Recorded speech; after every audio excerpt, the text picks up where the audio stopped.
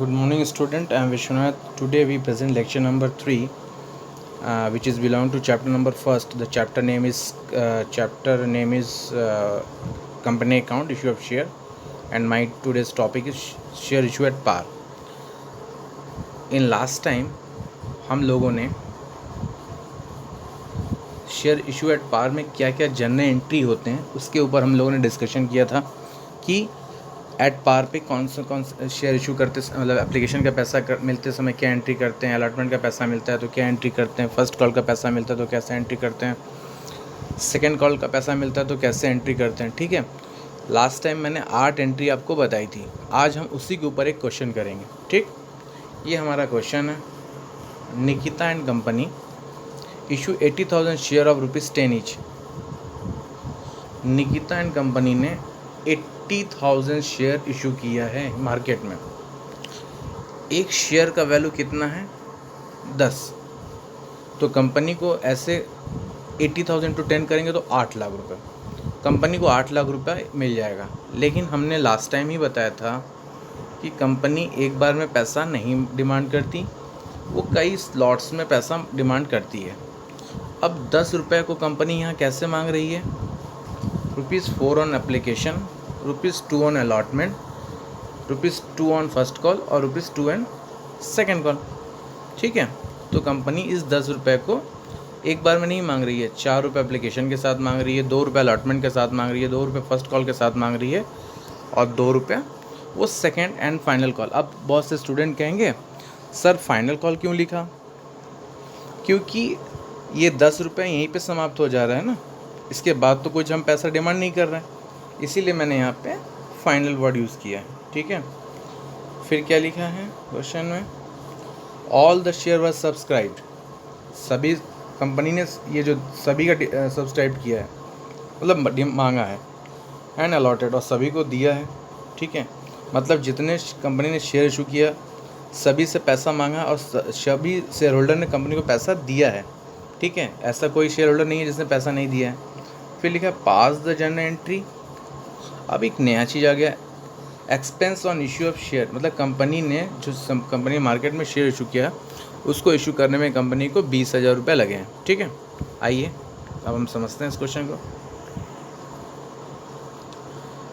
जैसे यहाँ पे है, कंपनी ने कितना शेयर इशू किया? 80,000। एक शेयर का दाम कितना है? 10। लेकिन कंपनी एक बार में पैसा नहीं मांग रही है। ठीक है, वो ₹4 एप्लीकेशन अभी बताया था मैंने, ₹2 अलॉटमेंट पे, ₹2 फर्स्ट कॉल पे और ₹2 सेकंड कॉल पे डिमांड कर रही है। आप अगर इसको टोटल करो 4 2 6 2 8 2 10 हो गया ना 10। यहाँ पे 10 हो गया, ये भी आपका 10 है। इसका मतलब ये कैसा क्वेश्चन है? शेयर इशू एट पार का क्वेश्चन है। ठीक है, तो पहली एंट्री हमने क्या बताया था कि जब आप एप्लीकेशन का पैसा कंपनी को दोगे तो bank account debit to share application account. Company ने कितना शेयर इशू किया? 80,000। एप्लीकेशन के साथ कंपनी कितने का डिमांड कर रही है? 4। तो 80,000 इंटू 4 कितना हो जाएगा? 3,20,000 से डेबिट करेंगे, 3,20,000 से क्रेडिट करेंगे। तो आपने कंपनी को एप्लीकेशन का कितना रुपया मिला? 3,20,000। ठीक है, अब कंपनी इस एप्लीकेशन के पैसे को कहाँ शिफ्ट कर देगी?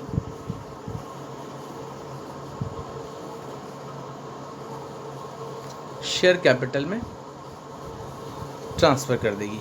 तो इस कंपनी का सेकंड एंट्री क्या बताया था मैंने कि एप्लीकेशन के पैसे को शेयर कैपिटल में ट्रांसफ़र कर देना।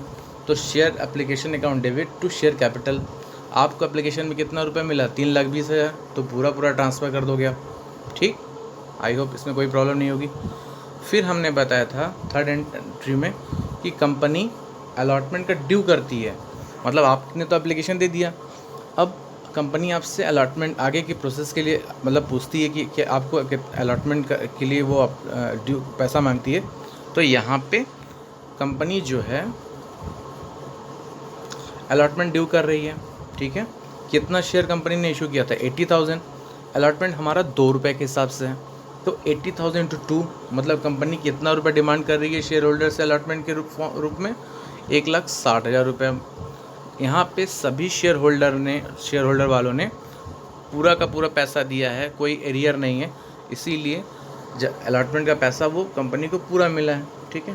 तो पहले हम लोग ड्यू कर दिया हम लोगों ने, share allotment account debit to share capital, मतलब कंपनी ने शेयर होल्डर से 1,60,000 का डिमांड किया। नरेशन हमने क्या लिखा, बीइंग अलॉटमेंट मनी ड्यू, ठीक। नेक्स्ट, अब हमें अलॉटमेंट का पैसा मिल गया है तो हम क्या एंट्री करेंगे। अगर यहाँ पे लिखा होता कि हाँ कोई शेयर होल्डर अलॉटमेंट का नहीं दे रहा तो उसकी अलग ट्रीटमेंट होती है, हम उसको बाद में बताएंगे। तो यहाँ पे अलॉटमेंट का पैसा मिल गया कंपनी को, तो bank account debit to share allotment account. 1,60,000 का ड्यू किया था, 1,60,000 कंपनी को पूरा रिसीव हो गया, ठीक।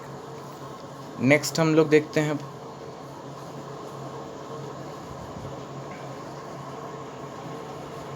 अब कंपनी अलॉटमेंट के बाद फर्स्ट कॉल कर रही है। फर्स्ट कॉल हमारा कितने रुपए के हिसाब से था, 2 रुपये के हिसाब से था। कंपनी ने कितना शेयर इशू किया था, कंपनी ने 80,000 शेयर इशू किया था। तो अब हम फर्स्ट कॉल का ड्यू करेंगे, 80,000 इंटू 2, 80,000 इंटू 2, क्योंकि 2 रुपये मेरा फर्स्ट कॉल के साथ था। तो फर्स्ट कॉल जब हम ड्यू, अब फर्स्ट कॉल का जब पैसा हम शेयर होल्डर से डिमांड करेंगे तो क्या एंट्री हमने बताया था, share first call account debit to share capital account, ठीक है, 1,60,000, ठीक। यहाँ पे शेयर होल्डर ने हमें एप्लीकेशन का भी फर्स्ट कॉल का भी पैसा दे दिया है, ठीक। तो उसकी एंट्री क्या होगी, हमने बताया था लास्ट टाइम आपको कि जब फर्स्ट कॉल का पैसा रिसीव होता है तो हम एंट्री करते हैं bank account debit to share first call account. तो हमने डिमांड कितना किया, 1,60,000 का कंपनी ने डिमांड किया। शेयर होल्डर मतलब जिन लोगों ने शेयर खरीदा लिया होगा उन्होंने पूरा फर्स्ट कॉल का पैसा पेमेंट कर दिया कंपनी को। तो कंपनी को फर्स्ट कॉल का कितना पैसा रिसीव हुआ, 1,60,000। एंट्री क्या हो गया, bank account debit to share first call account, ठीक। अब कंपनी सेकेंड कॉल का पैसा डिमांड करेगी, सेकेंड कॉल का पैसा डिमांड करेगी, ठीक है। 80,000 शेयर हमने इशू किया है।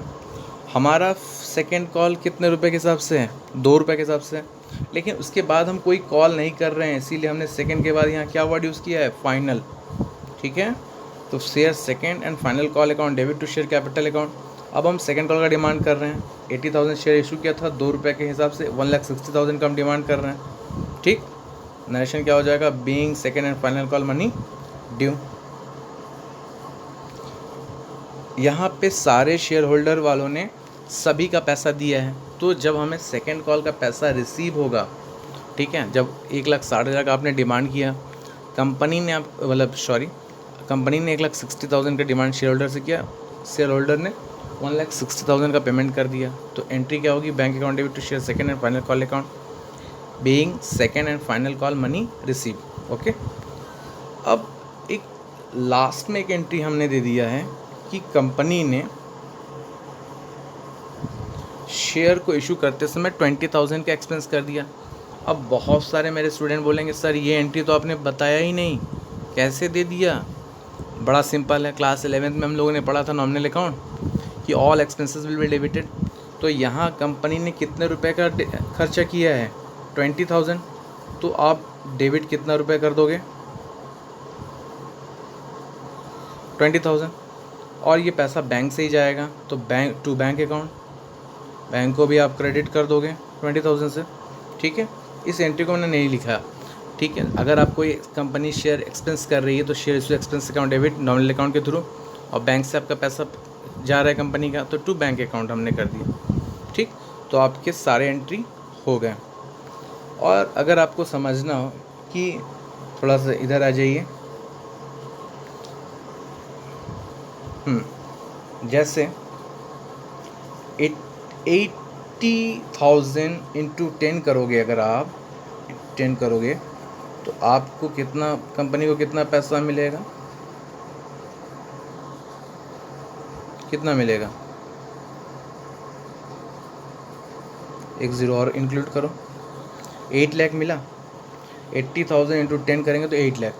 तो कंपनी ये 8 जो लाख है इसको एक बार में ना डिमांड करके वो 4 हिस्सों में मांग रही है। तो अगर आप 80,000 इंटू 4 करोगे तो 3,20,000 हुआ।